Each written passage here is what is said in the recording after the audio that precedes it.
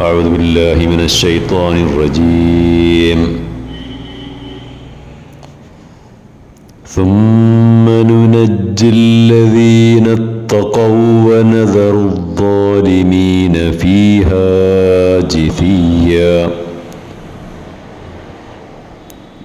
وإذا تتلى عليهم آياتنا بينات قال الذين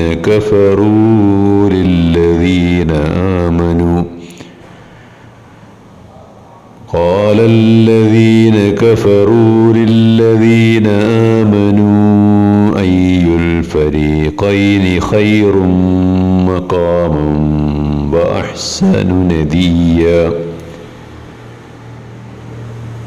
وكم أهلكنا قبلهم من قرن هم أحسن أثاثا ورئيا.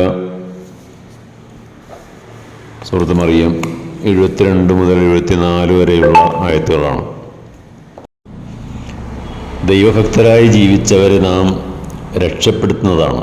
എന്നാൽ ദൈവധിക്കാരികളായി ജീവിച്ചവരെ നരകത്തിൽ മുട്ടുകുത്തിയവരായ നിലയിൽ ഉപേക്ഷിക്കുകയും ചെയ്യും. നമ്മുടെ വ്യക്തമായ സൂക്തങ്ങളും ദൃഷ്ടാന്തങ്ങളും അവരെ ഓതിക്കേൾപ്പിക്കുമ്പോൾ സത്യനിഷേധികൾ വിശ്വാസികളോട് ചോദിക്കുകയാണ്, ഈ ഇരുവിഭാഗങ്ങളിൽ ഉന്നതസ്ഥാനീയർ ആരാണ്? ആരുടെ സഭയാണ് ഏറ്റവും ഉത്തമം?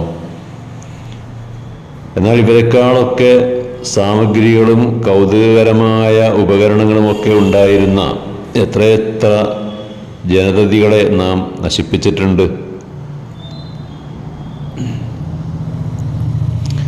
സത്യനിഷേധികളും ദൈവധിക്കാരികളുമായി ജീവിച്ചവർ മരണാനന്തരം പരലോകത്ത് നരകശിക്ഷയ്ക്ക് വിധിക്കപ്പെടുകയും അതിലേക്ക് തള്ളപ്പെടുകയും ചെയ്യുമ്പോൾ ഈ ദുനിയാവിൽ ദൈവത്തോട് അഥവാ അള്ളാഹുവോട് ഭക്തി പുലർത്തിക്കൊണ്ട് അവൻ്റെ നിയമശാസ്ത്രങ്ങൾക്കനുസൃതമായി ജീവിക്കുകയും ചെയ്തവർക്ക് അവിടെ പൂർണ്ണമായ രക്ഷയും സമാധാനവും ഉണ്ടായിരിക്കും.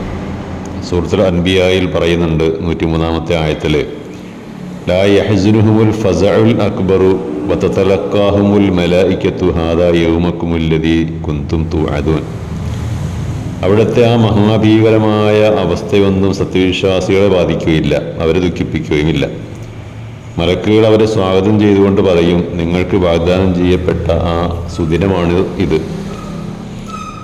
പരലോകത്ത് നരകശിക്ഷയ്ക്ക് വിധിക്കപ്പെടുന്നത് അവരുടെ ദുനിയാവിലെ അവരുടെ ജീവിത ഭീഷണത്തെക്കുറിച്ച് ആണ് തുടർന്നുള്ള ആയത്തിൽ പരാമർശിച്ചത്.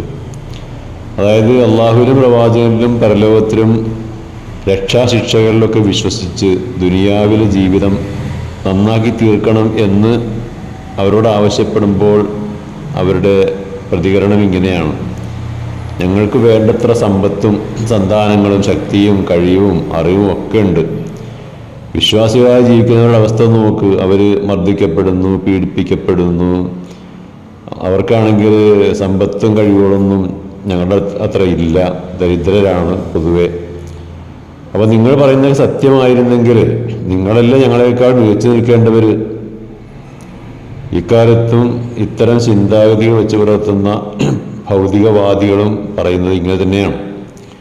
നിങ്ങൾ അമേരിക്കയിലേക്ക് നോക്ക്, അവരുടെ സമ്പത്തും അതുപോലെ ആയുധ സന്നാഹങ്ങളും ആർഭാടകരമായ ജീവിതവും ലോക നേതൃത്വവുമൊക്കെ അവരിലാണല്ലോ ഉള്ളത്.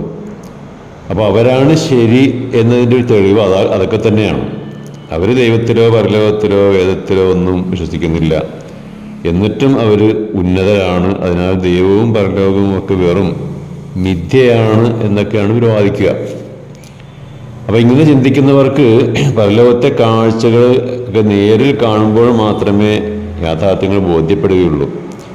ഇത്തരം ആളുകളെ കുറിച്ച് ഖുർആൻ പറയുന്നുണ്ട് സൂറത്തുൽ അൻആമിലെ 70-ാമത്തെ ആയത്തിൽ, വദരില്ലദീന തഖദൂ ദീനഹും ലഅബൻ വലഹുവൻ വഗറത്ഹുമുൽ ഹയാത്തുദ് ദുനിയ വദക്കിർ ബിഹി. തങ്ങളുടെ ദീനിനെ, അതായത് മതത്തെ കളിതമാശയായി എടുത്ത ഭൗതിക ജീവിതത്തിൻ്റെ മോഹവലയത്തിൽ അകപ്പെട്ടുപോയ അത്തരക്കാരെ വിട്ടേക്ക്. എന്നാലും അവരെ കാര്യങ്ങൾ ഓർമ്മിപ്പിച്ചുകൊണ്ടേയിരിക്കണം, ബോധവാന്മാരാക്കണം അവരെ.